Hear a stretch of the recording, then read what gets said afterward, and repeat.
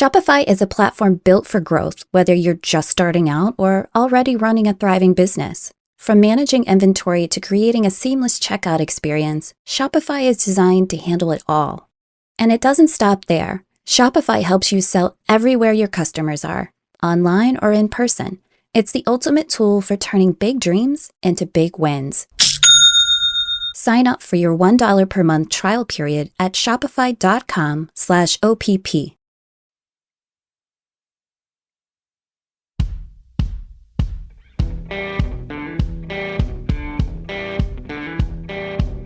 I'm Brett. And I'm Alice. And we are the Prosecutors.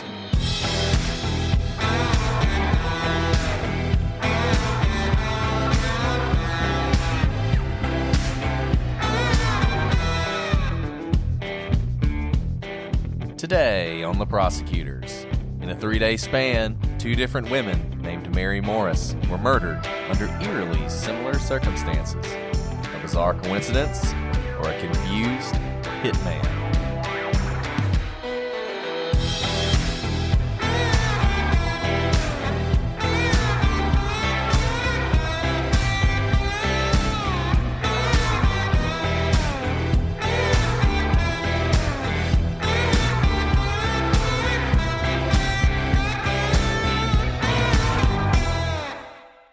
Hello, everybody, and welcome to this episode of The Prosecutors. I'm Brett, and I'm joined, as always, with my irreplaceable co-host, Alice. Well, gee, thank you. Does that mean that at some point you were thinking about replacing me? I was going to say, I know, because I looked really hard, and I just couldn't find anybody. So I'm stuck with you, I think, is the conclusion we can draw. You know what? I will settle for it. That's all we have. Well, Judge, that's all we have. You're the best, Alice. You know that. You are too. Well, I really am glad that you're feeling because I was sick in one of the Delphi episodes, and when I listened to that episode, I was like, oh, I don't sound so good. And I think someone said we sounded sad. To our listener who thought I was sad, I was just very sick. Now we've switched roles, and Brett, you're feeling sick. Yeah, I had to edit out all of Alice's coughing during that Delphi There was so much episode. coughing. I'll probably have to do the same thing. There was a lot of coughing. There will be coughing on my side. I had the COVID test, and I did not have COVID, so that's good. I don't know what's wrong with me. I will tell you, when they stick those cotton swabs up your nose, I mean, it's like, I mean, it really feels like they're gonna touch your brain or something. I don't know. It's crazy. So I feel you, all you guys out there who've had to have COVID tests. What I can't imagine are these people who play sports who have one of those tests like every day or every other day for 3 or 4 months. How long That's did crazy. it take, the swab? I mean, it was only like a second with each one. I mean, they do 2, you know, but they jab it up in there and then pull it out. No, I've heard it described to me multiple times, and that's what people say. It's just, it feels like your brain is being touched. Yeah, it really did. And then, like, it just made me, it tickled, right? So, like, I'm, like, laughing uncontrollably after they do it, but not in a good way. And you're, like, also feeling sick. Right. So, anyway. The challenges, 2020. So the gift that keeps on giving. This is another gift that keeps on giving. Our podcast, 2020. I know. And here we are, almost at the end of 2020. Happy December, everybody. I hope everybody had a good Thanksgiving. Looking forward to Christmas. Alice, you got all your Christmas plans in place? I have no plans, but I do have my decorations up, which I know is, by the time this comes out, it won't be that early, but I decided we needed extra cheer earlier this year, so decorations are up. I think that's a great idea.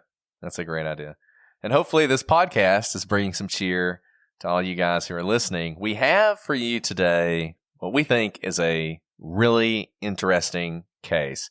And some of you have heard this case before, and I'm just going to go ahead and tell you, and I don't want to build up the expectations too high, but you are going to hear things in this podcast that you have never heard before about this case.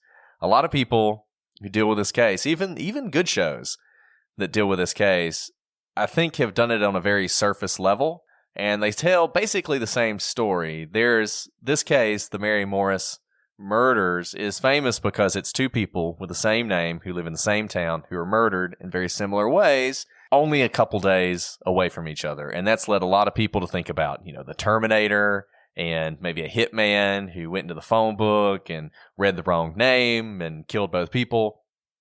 And most of the podcasts that you listen to really focus on that aspect for obvious reasons. That's a really interesting thing. We're going to talk about that, but I got to tell you, there is so much more to this case. And I want to just go ahead and lay down a marker now. This is a cold case. It's two women who were murdered 20 years ago.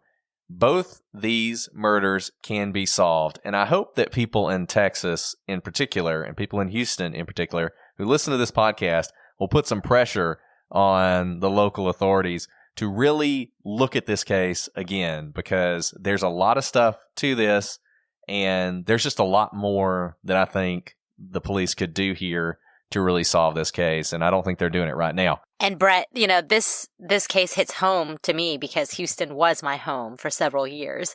So I'm very familiar with kind of where this takes place. And so I agree with you. I think this can be solved, even though it's been sensationalized, but no one's really dived deep into the cases. And I hope we do that today. Yeah, and there's some obvious questions that need to be answered. There's some obvious people who need to be looked at. A lot of you have seen the Unsolved Mysteries episode on this case. It's not from the newest Unsolved Mysteries. It's from the old show with Robert Stack. And even Unsolved Mysteries didn't do a very good job with this case, particularly the first Mary Morris. So we're going to talk about all that. This is probably going to be a multi-episode show. Really interested what you guys think about some of the stuff we managed to uncover here. We're not an investigative podcast. Usually what we're doing is we're looking at the facts that we have, the public record, and sort of analyzing that for you based on our experience. But on this one, we were able to do some deep dive on this case and really learn some things that nobody's reported on before. So we're looking forward to getting to that. So I'm not going to tease you anymore. We'll just dive straight into the story. I'm going to take you all the way back to 2000, which, doesn't seem like that long ago for me, but it's been 20 years, which is hard to believe. It's Thursday, October 12th, 2000, and it began like any other day for banker Mary Lou Morris. At 6 a.m., she kissed her husband, Jay, goodbye, and left her Baytown, Texas home for work at the Spring Valley Chase Bank in Houston, Texas. It would be the last time he would ever see her alive.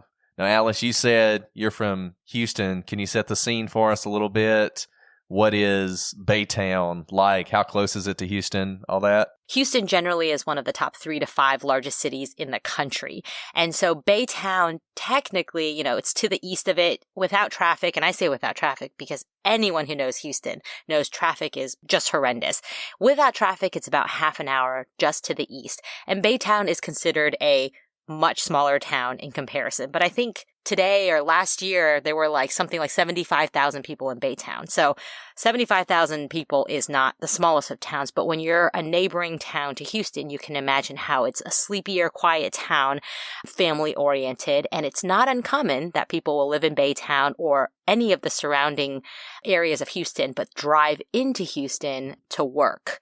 It's by the water. All of this, Houston is close to the Gulf of Mexico. Baytown is what it sounds like. It's a bay town. It's kind of right on the water right there. And that was the kind of community that these folks lived in. Very safe kind of place. I don't know if you can say you wouldn't lock your doors there, but not the kind of place you would expect a horrendous murder to occur. But Mary leaves her house that day, and her coworkers become concerned when she doesn't arrive at the office. That was unusual for the normally reliable Mary, not the kind of thing they would expect. Her husband tried to call her a couple times, but to no avail. Also unusual. Usually, Mary would talk to her husband at least once or twice a day. At some point that day, Mary's supervisor actually called her house to see if she was there. She reached her husband. He said she's not here, she's at work, and in something we'll discuss, a very unusual circumstance, the supervisor just says, okay, and hangs up. Doesn't say anything about the fact that she hasn't arrived. But by 5 p.m., Mary's husband is getting concerned. She hasn't come home. She hasn't contacted him all day. And he reports his wife missing. But she wouldn't be missing for long. That evening, a man riding an ATV down a remote stretch of back road came upon something he did not expect: the smoldering remains of a Chevy Lumina. The man called the police, and inside were found the severely burned remains of a body, identified later by dental records as that of Mary Lou Morris. Someone had poured accelerant all over the body and lit it ablaze, and Mary's body was burned so badly that police could not determine her cause of death, nor could they pinpoint a motive. Yes, her purse had been taken, but expensive jewelry remained on her body, except for one very important piece: her wedding ring. And that's interesting because I don't know about you, Brett, but I always wear my wedding ring. I don't think there's a single day. This is bad. You should probably take off your most valuable piece of jewelry sometime to clean it or to keep it from getting bent, but I always keep it on. And so if I'm found without my wedding ring, I think someone took it from me. And I think that was the story with Mary as well, that she also was somebody who you would never find her without her wedding ring. So the fact that she was not wearing her wedding ring that day, or at least the wedding ring wasn't found on her body, seems significant. And it's also interesting and has led to a lot of speculation that that was the only piece of jewelry that was missing. Now, the road where the car was found was only 3 miles from Mary's home, but it was in the opposite direction that she would have driven on her way to work that day. Moreover, no one could think of a reason why Mary would be driving down this isolated back road if she were doing it on her own volition. Mary had no enemies. Suspicion fell immediately upon her husband Jay, but he was quickly ruled out as a suspect, as was her ex-husband. Although no one ever knows exactly what goes on behind the doors of the home, the universal opinion, at least at the time, of those who knew them was that Mary and Jay had an ideal marriage. Mary was known as a happy, friendly person, well-liked and well-respected by her friends and colleagues. No one could figure out why anyone would want to hurt Mary, and the police were baffled. Even more baffling was the phone call the Houston Chronicle was said to receive the day after Mary was found dead. All the man on the other line said was, "They got the wrong Mary Morris." After Mary's funeral, her daughter, Marilyn Blaylock, called the coroner to see if she could recover what was left of her mother's jewelry. The coroner told her she could, after they'd finished preparing her body for burial. And that must have been freaky. Can you imagine? I just can't even imagine what that was like. Even though I know that's part of the story, reading that out loud is stunning because you have just buried your own mother. And that's exactly how Marilyn reacted. She was stunned and disturbed. Had they just buried the wrong body? Because she was at the funeral. She saw the body in the casket be lowered into the ground. So imagine everyone's surprise when they discovered that another Mary Morris had been murdered only 3 days after Mary Lou's murder. Mary McGinnis Morris was a 39-year-old nurse practitioner. She was well-liked at work and she loved her job. That is, until Dwayne Young started to work there. For reasons that have never been clear, Dwayne and Mary did not get along. Now, reports vary on just how bad things got, whether it was simple dislike or whether Mary was essentially stalked and harassed by Dwayne. At some point, Dwayne tried to get Mary fired, but he found himself on the chopping block instead, and he gave his employer his 2-week notice. Then things escalated. Mary came into her office to find her desk rearranged and her pictures face down on the desk. Talk about a power move, Brett. I mean, talk about disturbing, right? If someone did that to my office, right. That's not just taking someone's office chair. That could be seen as a prank. But to put all the pictures face down is almost like a threat because the pictures are probably of your loved ones. Now, Exactly. Mary sees this. She walks over to Dwayne's desk and saw, quote, "Death to her," written on his desk planner. Dwayne was told not to come back to work. But now, Mary was scared. She asked her husband for a gun, and he showed her how to use it. And then he put it underneath her front seat of her car. It was the same gun that would be used to kill Mary. And so at this point, I just want to say something. We've been going through this story, and we're telling the story in a specific way. And I probably should have said this before we got started. This is the story that you always hear. So we are telling you the story as it is generally known. If you listen to any other podcast, if you read any articles, if you watch Unsolved Mysteries, this is the story that you're going to hear. We're going to sort of pull a bait and switch on you at some point because we don't actually think this story is true.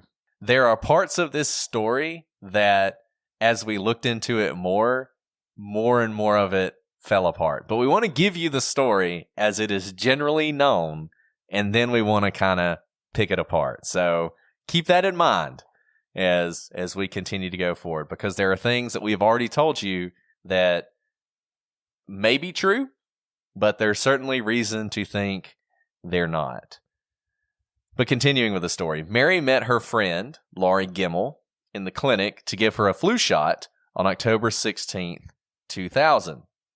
After Laurie left, Mary headed over to a Eckerd drugstore. I don't even know if there are still Eckerd drugstores or not. There were when I was growing up, at least. There were when I was growing up, too, but I don't know if they're still in business or not. Somebody will have to let us know if Eckerd is still a going concern. At some point, she's at the Eckerd, and she calls Laurie on her cell phone and tells her that she spotted someone who is giving her the creeps. And this creeper was someone she thought was a friend of Dwayne Young, and possibly someone she met at a Christmas party at his house. But whoever it was, she apparently wasn't so creeped out that she wasn't going to go back to her job and log out of her computer. Why she hadn't logged out of her computer before, I don't know. And weird that you would have to manually log out. Typically, computers just go naturally log out, right? Right. We'll talk more about that later, but I just think want to that's sort of a sow some weird seeds little... of doubt. Yeah, there you go. So 12 minutes after this call ends, Mary calls 911. The contents of this call have never been released, but it records Mary's murder. According to a detective on the case, he said, quote, "Anybody that's ever heard that tape has just had their blood chilled listening to it. It is a very chilling, disturbing call." The medical examiner determined that Mary had been beaten and shot to death. The killer apparently tried to stage the scene to make it look like a suicide. Investigators found blood on the passenger door, which was left open, and the keys were outside the car. There was also evidence that Mary had been bound and gagged, and she had defensive wounds on her body, making the staging of the suicide somewhat bizarre. Mary's husband, Mike, had been at the movies with his daughter at the time of the murder. In the aftermath, he and Dwayne would become prime suspects of the police. Mike refused to take a polygraph, and he wouldn't allow his daughter to take one either. He claimed he was concerned that medication he was currently on might interfere with the polygraph's results. Shortly before the murder, Mike confronted Mary about an affair he believed she was having. He also confronted the person he believed that she was having an affair with. Both denied it. Mike also had a life insurance policy on Mary. We've talked about this before, about how no one can ever decide how much a life insurance policy is worth. And this one is valued somewhere between $500,000 and $700,000. Finally, and this is something we're going to talk about a good bit, investigators discovered that Mike had called Mary's cell phone around the time that she was murdered, and this call lasted for 4 minutes. They believe that it's possible Mike might have been calling the cell phone to actually speak to her murderer. Mike, for his part, claimed that he did call Mary, but that she didn't answer the phone. And instead, he just let the phone ring for 4 minutes. The phone company has the call listed as answered, but Mike denies that. And one other thing, Mary was not robbed, but she was missing a ring she always wore. So that's the story. And you can already see sort of the parallels. The makings of an interesting mystery, just based on what we've already told you. You have these two people, same name, murdered in very similar ways, both found in their cars, both missing a ring they always wore. And it makes you wonder, are these murders connected? And that's something we're going to spend a lot of time on. But before we do that, let's just run through the timelines. Alice, do you want to take that? And to further add to the mystery, seemingly we see the motive for the second Mary's murder, but there doesn't seem to be a motive for the first Mary's murder. It doesn't seem to make sense why she would be the target of a murder. And that's the way the story is always told that way. That's right. I mean, usually, and like I said, I feel like we're trying not to mislead you guys, but we are kind of. So usually when you hear this story, it's like we barely even talk about the first Mary. You know, you talk about the first Mary just to set up the fact that there was a first Mary Morris who was murdered. And then you talk about how she had this perfect life and nobody would want to kill her. And so then you just move on and you talk about the second Mary Morris. And it really is set up. The story is always set up that there's a hitman, right? I mean, I'm sure you're already thinking it. Those of you who don't know the story, you're already thinking it. There's a hitman. And he got killed the wrong Mary Morris. He Mary took Morris. the ring, yeah. And Mike saw the ring and said, "What the heck is this? This isn't my wife's ring. You got the ring. wrong Mary." And so someone calls the Houston Chronicle and says exactly that. They got the wrong Mary Morris. And it makes sense the way it's told. And now we aren't trying to mislead you. The reason we're setting it up this way is because it's important for you to know the story that keeps being told and how we're going to debunk it. Right. Exactly. So, continuing down this path, let's talk about the timeline. Let's talk about the timeline. And they're pretty short for both of them. October 12th, 2000 at 6 a.m., Mary leaves for work. At 10:20 a.m., residents report smoke in the area where Mary's car would be found. But the fire department declined to investigate, assuming that it was just burning leaves. The police find Mary Lou's body later that night after her husband reported her missing around 5 p.m. Now, you may have already noticed something unusual about this timeline. Mary leaves for work at 6 a.m. Residents report smoke at 10:20 a.m. That's a pretty big gap of time between when Mary leaves her house and when the car is found in sort of a smoking ruin. Especially because we know she was found just 3 miles from her home. So 3 miles doesn't take that long to drive. So what happened in that 4+ hours? Right. I mean, even if you imagine that Mary was, say Mary drives down the road, she's going to get gas. She goes the other way because she likes that gas station better. She stops at the gas station. Somebody sees her there. They carjack her. They take her to this remote place. They do horrible things and they murder her and they set the car on fire. How would that take 4 hours? It just, I don't know. We'll talk about that more later, but it's unusual. Right. We've talked about this. Typically, the perpetrators are not looking to stay around to get caught, right? Especially when it's a murder. We'll talk more about how she died and how we think she died, but you just don't think they're sitting around with someone who they either have to restrain or that they've just killed. But anyways, a few days later, on October 16th, 2000, now this timeline is a little less clear. Mary McGinnis meets Lori to give her a flu shot. She then goes to run some errands. She is at the drugstore when she calls Lori to report someone weird is following her. 12 minutes later, she calls 911 and is killed. At around the same time, Mike initiates a 4-minute phone call to Mary. And that's really all we know about that timeline. Yeah. And we're going to talk a lot about that 4-minute phone call. We're going to talk a lot about Mike, and we're going to talk a lot about Lori and this drugstore and everything else.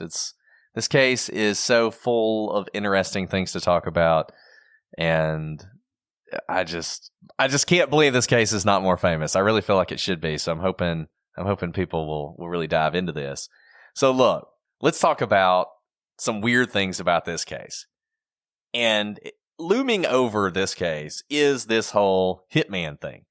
Was it a hitman who just got it wrong? Okay. And I know that sounds crazy, but basically what you have to imagine here is, I mean, hitmen, unless you're like a mob hitman, this hitman is probably not the most sophisticated person in the world. He's probably not the greatest hitman. I mean, we're not talking about like a professional assassin here or anything.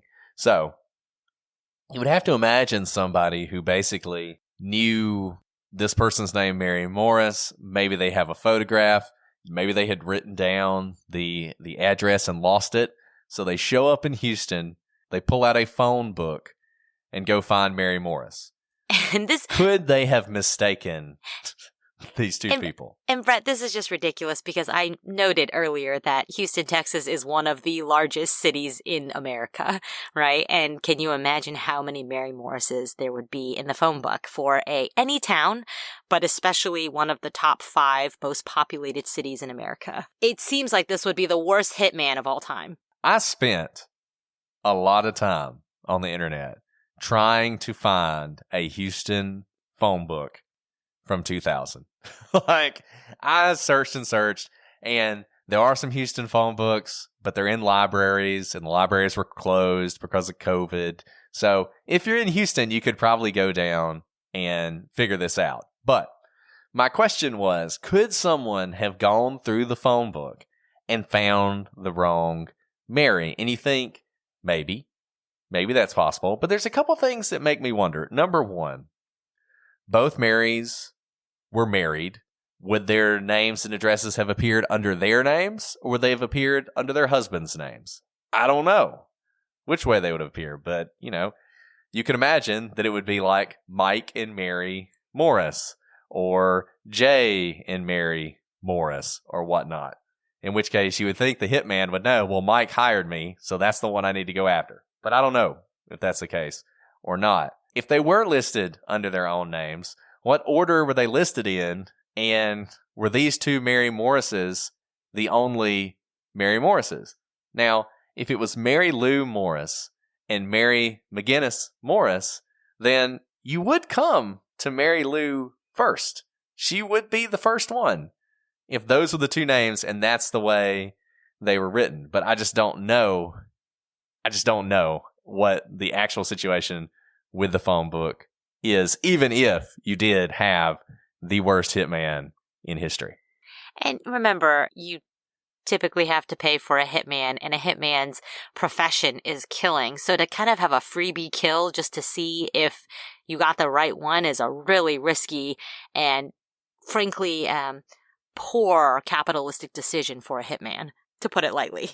And I just think, and we've talked about this before, that in the modern day and age, it's actually pretty hard to pull off a hit unless you're in the mob, because how would you move the money without someone knowing? I have to imagine that as soon as Mary Morris, the second Mary Morris, was killed, that the police started looking at Mike's finances to see if he had pushed any money anywhere, or if he were, socking away $100 bills so he could pay off a hitman. Hitman, they may not be as expensive as some people think they are, but they were certainly not cheap.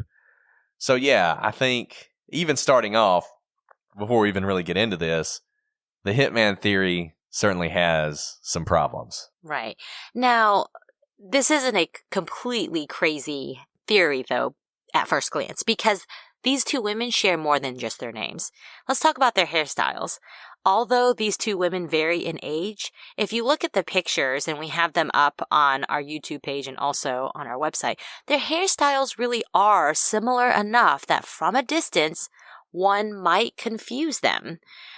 Take a look for yourself. They're both dark-haired. It's curly and short, kind of right around the chin. And so even though, again, one Mary is older than the other, and they're not that far apart. They're about 10 years, 9 years apart. You can imagine that their hair can make them look very similar. And that's not the only thing that is similar about the women. Their cars are also similar. Mary Lou drove a Lumina. Mary McGinnis drove an Intrepid. Both are sedans and both are similar in appearance. Now, I don't know the colors of these two cars, but again, if Mary Lou is driving at 6 a.m. in October, it may still be a bit dark. The sun is beginning to rise, but it's still kind of a dark time. I'm trying to think right now, we're past October, but it's pretty dark at 6 a.m. still. It's not completely light. So I can imagine seeing a sedan and mixing up those two cars. So you've got the similar hairstyle. You've got the similar cars. Then you have the missing wedding ring. And a lot of people think in a very sort of like mob movie style thing that this is evidence of a hitman. In fact, you have missing rings from both women. And you may wonder, do people actually do this sort of thing? Asking for proof of the murder of your wife. Wouldn't you just know if your wife was dead or not? If she doesn't show up and the police come to your house and say that your wife is dead, the hitman did his job, right? But it is possible that you'd want to have proof that the murder had been committed and committed successfully before it became generally known. There's a couple reasons for that. Once everybody knows your wife is dead, there's going to be a lot of focus on you. Not a good time to meet with your hitman to finish the transaction since someone might be watching you.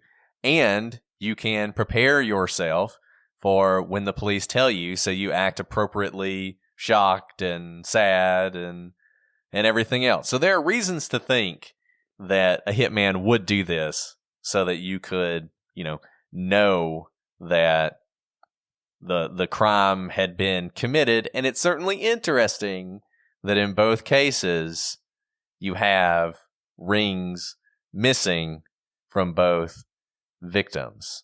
And while it may be sensational to think that a hitman, they're taking the wedding rings to prove that they have killed the right person, to me it might just be someone's signature. We've talked about signatures in Delphi. Or it's pretty easy to see someone's ring. You don't have to unclasp something like you do for an earring or a necklace. You can just slip it off someone's finger. It's something quick to be able to take off. So it might just be that it's a common thing to take because it's of the jewelry that one wears. It's kind of the easiest to take off without having to fumble. Yeah, it makes a lot of sense, frankly, if that was the way you're going to do it. And the wedding ring or the ring you wear every day or whatnot, probably more distinctive than your average pair of earrings. So it makes sense that you would want to do that. To further we've been poo-pooing this hitman idea, and I'm going to note one more thing that could cut against a hitman, and that's how close were the two Mary Morrises found. Mary McGinnis was found at the intersection of Fairbanks and West Little York, the 8500 block of Houston. Mary Lou was found 3 miles from her home in the middle of nowhere, and the bank where she works was at 5000 Garth Road in Baytown, Texas. That bank is 38.5 miles from where Mary McGinnis was found. That's a 40-minute drive at least. Remember, I said that traffic in Houston means it probably is a much longer drive. Now, Mary McGinnis lived in Sugar Land, Texas, which is another suburb of Houston, the opposite direction of Baytown, by the way. And Mary Lou lived in Baytown. I mean, truly, these two suburbs are on the opposite sides of Houston. And when I say opposite, they are both outside. There's 2 loops of highways in Houston. Baytown is all the way past on the east, and Sugar Land is as far as you can go all the way to the west. They essentially are just different towns, even though they get lumped into Houston. So if a hitman got the wrong Mary Lou.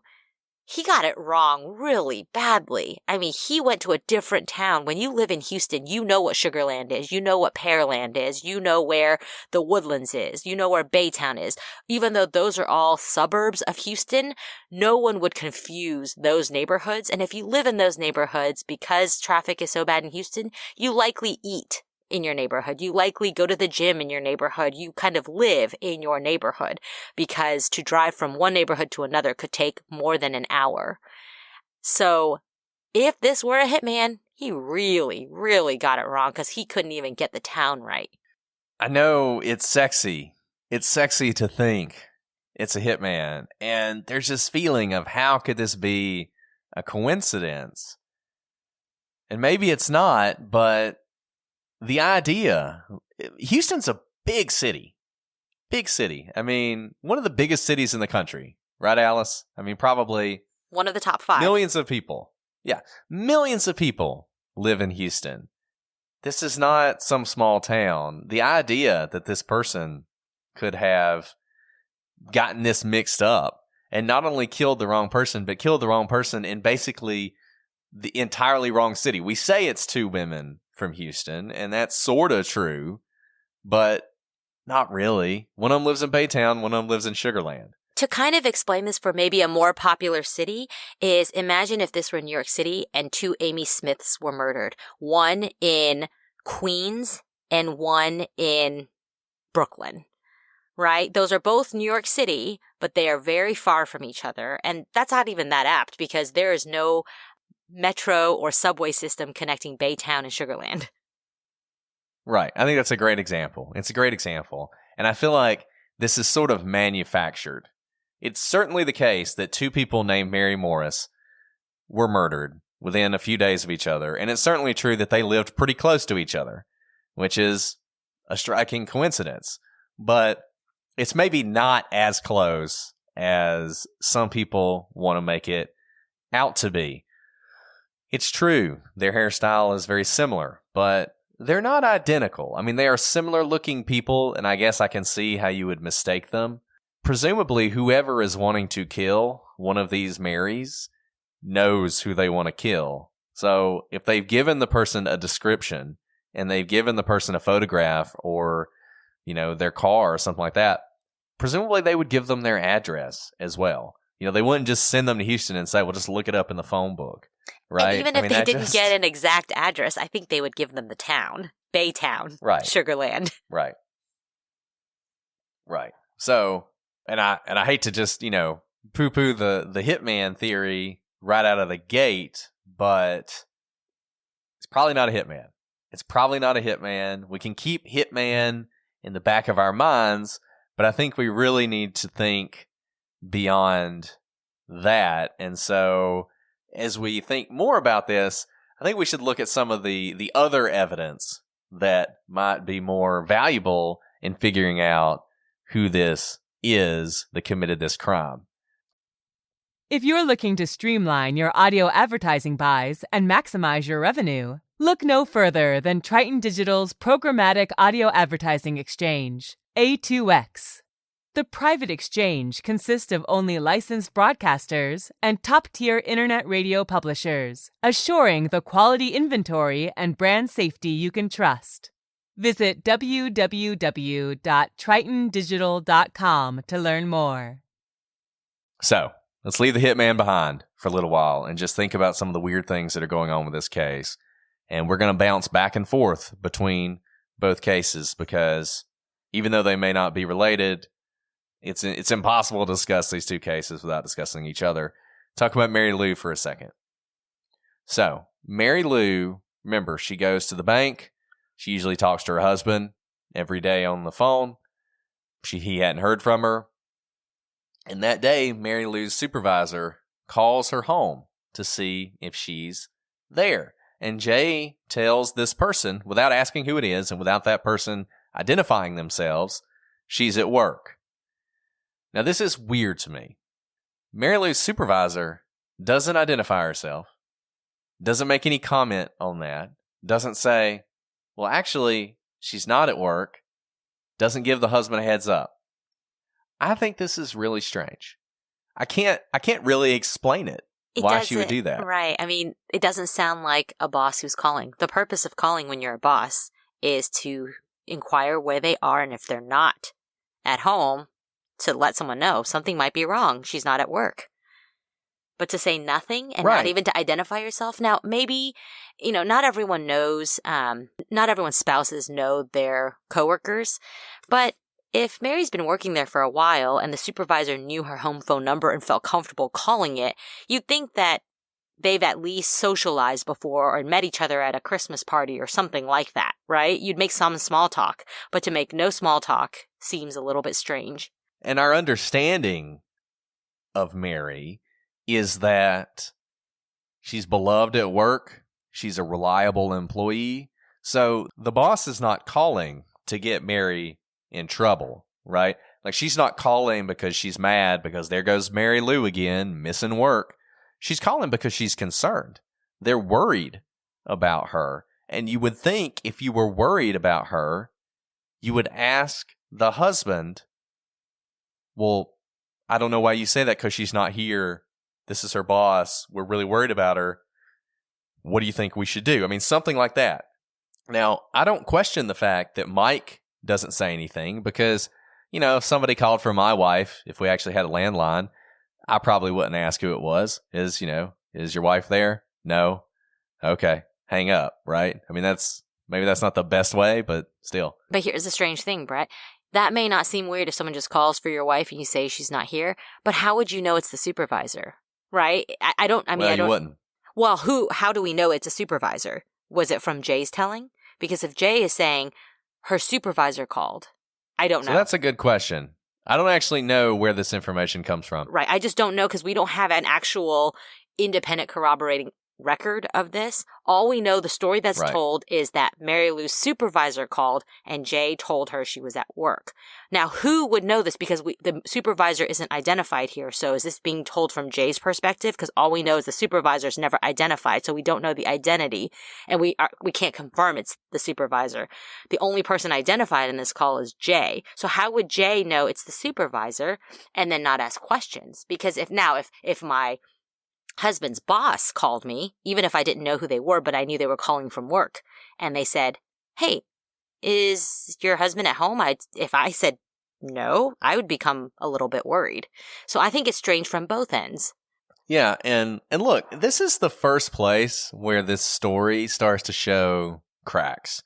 So much of what we know about these two cases, we know is sort of like delivered truth or something. This is just what everybody says. So that's how we know it. And a lot of it's coming from people who may not be the most reliable narrators. Now, we're not saying that Mary Lou's husband had anything to do with this, but obviously the husband is always the first suspect whenever there's a murder. So if this information is coming from him and him alone, that's a problem.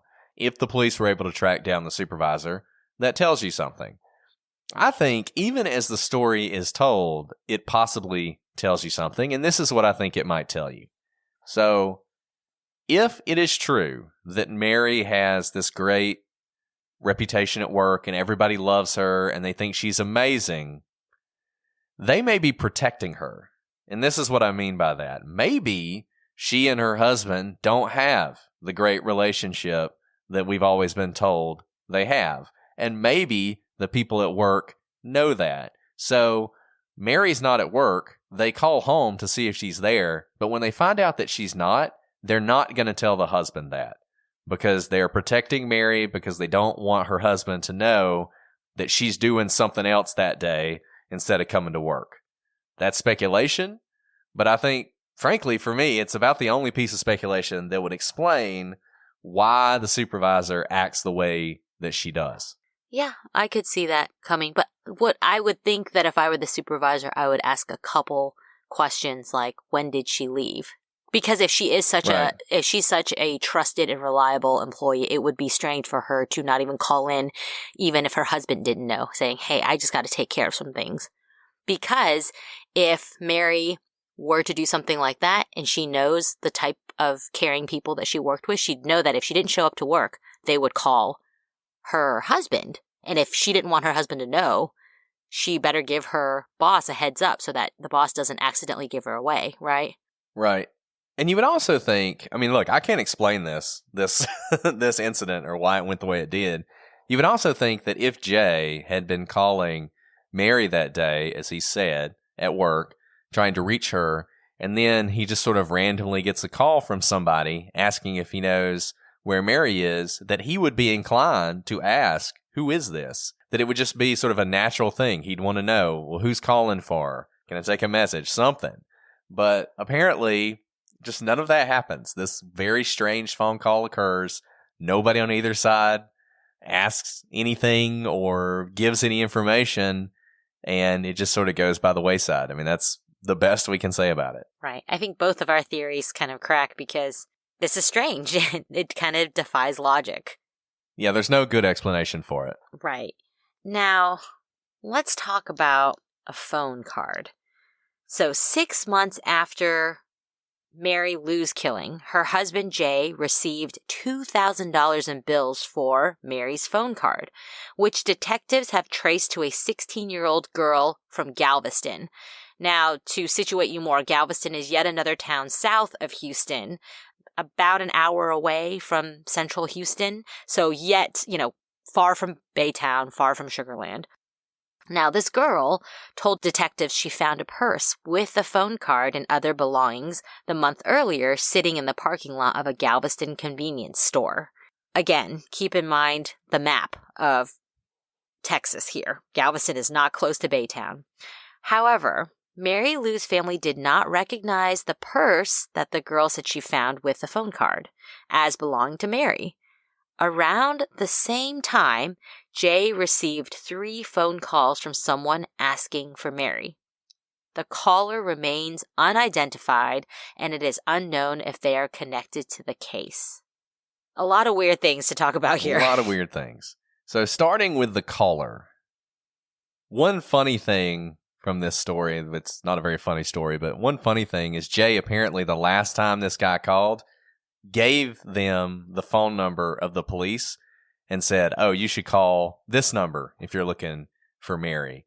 And the guy disappeared and nobody ever found him again. I have read that they were able to trace the number to sort of a local apartment, and it was nothing. There was nothing to it. It was a prank caller or something. I don't know if that's accurate or not. Certainly it's never gone anywhere. On the phone card, the first thing I want to say is about this purse. If, heaven forbid, I was ever in this situation and the police brought me a purse and asked, is this your wife's purse? My answer would be, I have no idea. Like, I think, I don't know who else in the family looked at this purse and said, that's not Mary's purse. Maybe her daughter would have been better at recognizing the purse or not knowing the purse. But for me, I don't necessarily think it's significant that Jay, if it's Jay, doesn't recognize this as his wife's purse. I'm going to push back on that. I'm going to push back. That's a good question. I'm going to have to ask my husband if he knows what purse I carry. The reason I'm going to push back on this is you may not be able to name the purse she's wearing that day, but typically a woman's purse is something that you don't change out often because, there's a joke that the whole world is in your purse. Like, I don't know about other women, but my purse always has way too much stuff. There's trash. There's my phone, my keys, snacks, just so many things in my purse. And it is way heavier than I should be carrying because it's my life in a bag. And so because of that, I don't typically change out my purse very often. So my purse is something that is seen very often. Even if it blends into the background, I'm pretty sure people would see it and at least recognize it as something that I had at some point. So I'm going to push back on that. I don't know. I think maybe they would recognize the purse as belonging to her. What's more interesting is if the other things in the purse belonged to her. Right. That's a good question. I mean, we know they never found Mary's purse. We know that, right?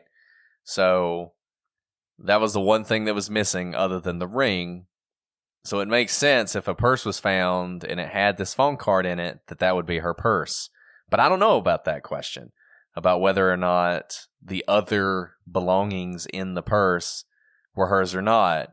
if they were, I guess it's still possible that they just moved everything from the one purse to the other purse.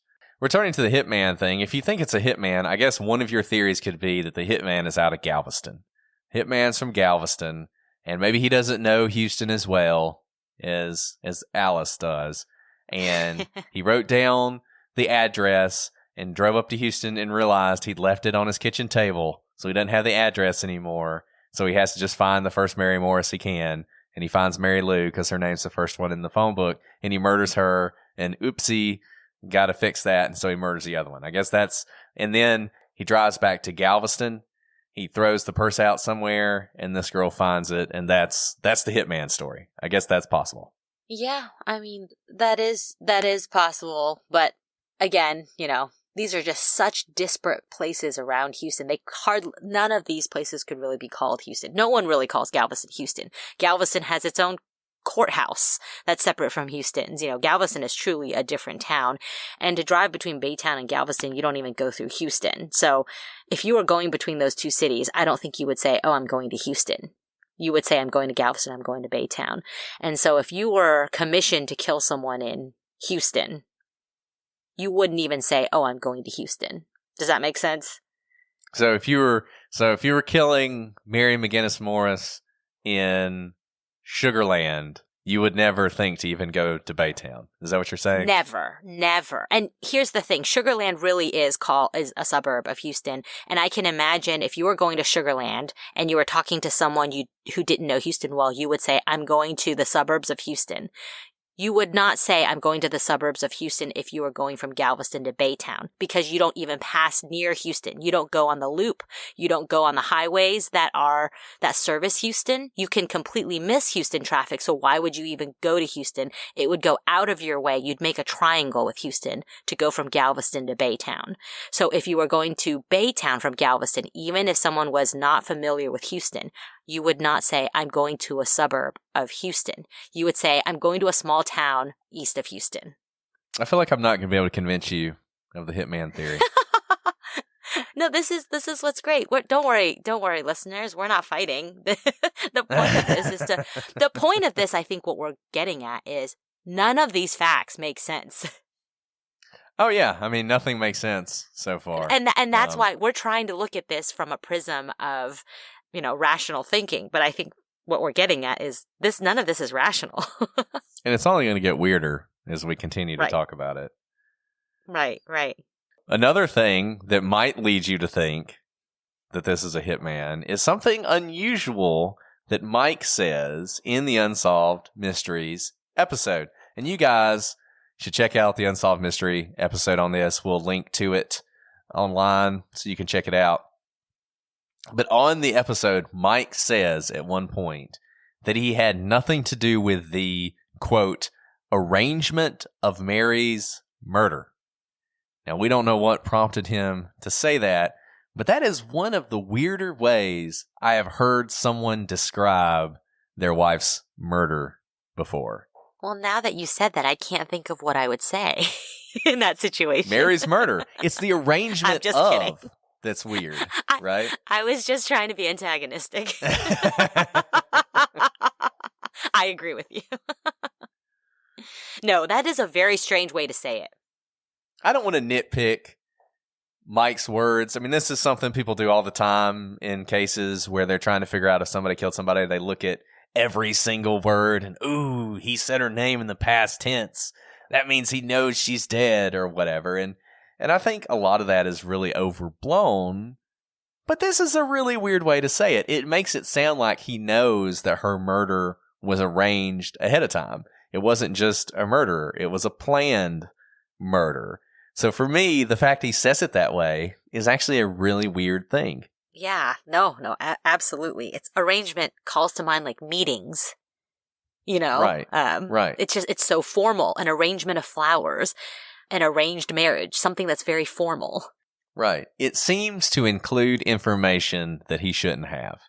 It seems like he knows more about the murder than he's letting on, and he sort of slipped. He has slipped up and acknowledged that this was an arranged murder. It wasn't a random act of violence, right? It was people made a plan, and they went out and they executed it. And he's saying, I didn't have anything to do with the arrangement of the murder. To me, I don't know. I think it's weird. I think that is a very strange way to put it. And it just makes me wonder, in addition to some of the other things we're going to talk about, whether or not Mike is a viable suspect.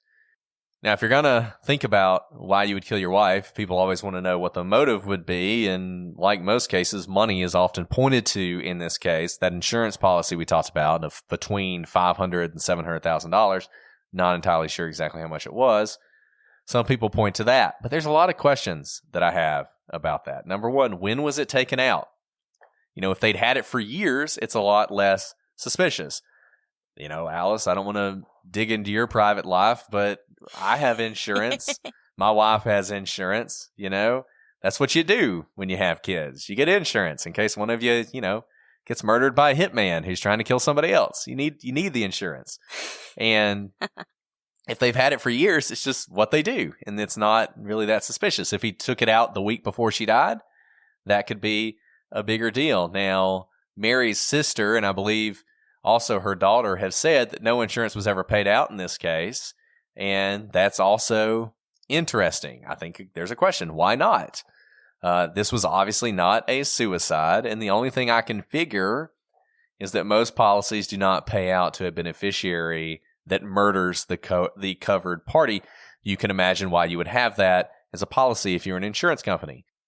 So does that mean the insurance company is holding the payment because it's suspicious of Mike? Does it mean they're not going to pay out unless they determine once and for all who killed Mary? Is it completely incorrect? Did they pay it out 20 years ago? I'd be interested to hear from someone who is in the insurance business, because it seems like if an insurance company could withhold payment, it kind of flips a lot of the due process of our courts on its head, right? What Mike has to prove his innocence in order to get the payment. And that could put you in a very difficult position, especially if you are if you've been cleared by the police or you are a suspect and you don't want to make incriminating statements or statements that could be used against you in court later on for a prosecution, right? So I don't know how life insurance policies work, but I'd be interested in hearing someone on that point. That's a really good question. There's a book that came out last year called Furious Hours, which is actually about insurance fraud and murder, and it involves Harper Lee, and that's sort of the hook. Good book. If you haven't read it, you should check it out. And apparently murdering people for their insurance was a popular thing to do 60, 70 years ago. So it would be interesting to hear from insurance folks now. I know back in the day, insurance investigators solved as many crimes as the police did, just trying to prevent having to pay out insurance policies. So I would be interested to know that. It's sort of a open question that sort of hangs over this case. So if you're somebody who knows, do let us know.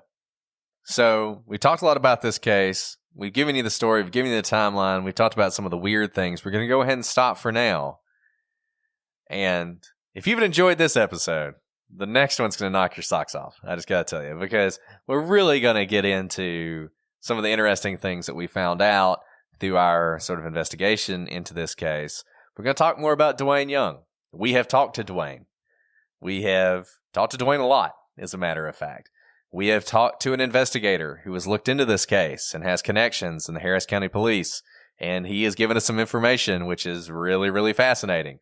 We have talked to people at the Houston Chronicle about this case, and we have information about things that have been reported that may or may not be true. We got a lot of stuff, and by the time we finish, the story that we told you at the beginning of this episode is really going to start to fall apart. And I think you're going to see that this is a much more straightforward case, really in both instances, and that if the police gave this case the attention that it deserves, I think they could solve one or both of these crimes. Has it been too long?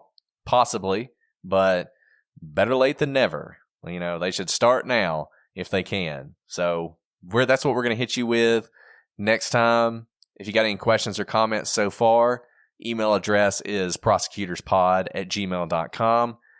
You can find us on all the social medias at prosecutorspod. Hello to everybody who's watching this on YouTube.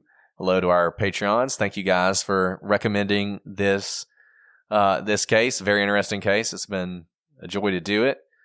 Let us know what you think. Keep leaving those 5-star reviews. We love hearing from you guys.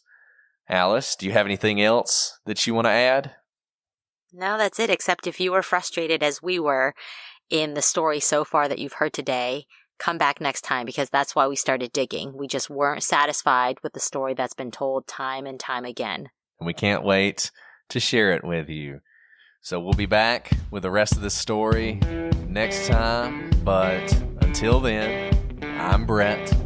And I'm Alice. And we are the Prosecutors.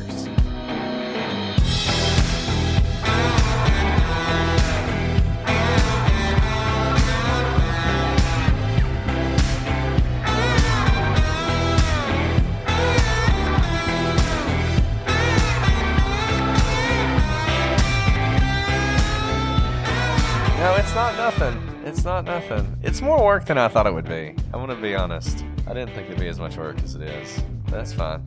Well, I enjoy it's it. Because I mean, you respond to every comment. well, I can't respond to every comment on Delphi because there's so many. Oh my goodness, I know. Every time I check, there's like another 100 comments. I'm like, oh, I know, it's can't wild. keep up, guys. Yeah, it's crazy. I think the craziest part is no one's like attacking us. I totally thought I know. people would attack us. I did too. Yeah, no one's attacking us, which is nice. I'd rather not be attacked if I can avoid it. Agreed.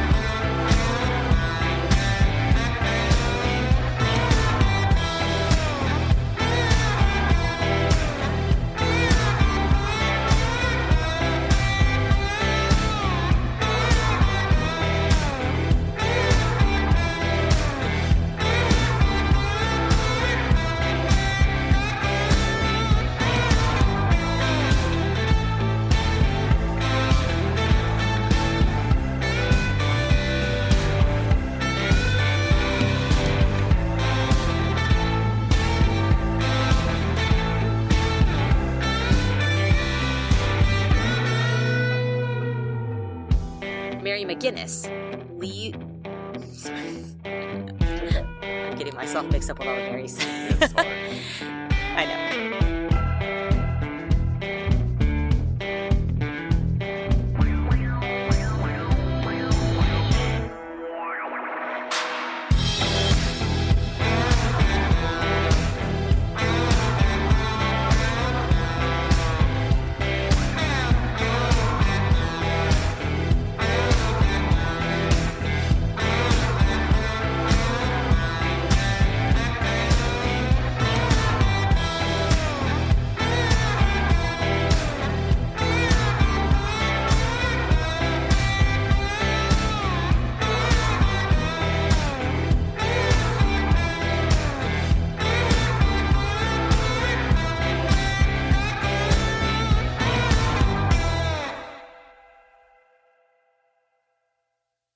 Are you looking for a new job or want a career change? Look no further than Monster.com. Need a little help standing out? Our expert resume writing services will make sure you shine. Want to brush up on your interview skills? Engage with our AI interview prep tool. Want some advice on negotiating your new salary? Visit our salary tools and extensive library of career advice articles, and you'll have all the tips and tricks you'll need to succeed. Visit Monster.com today and take the first step towards your career. Monster.com. Find your right job fit.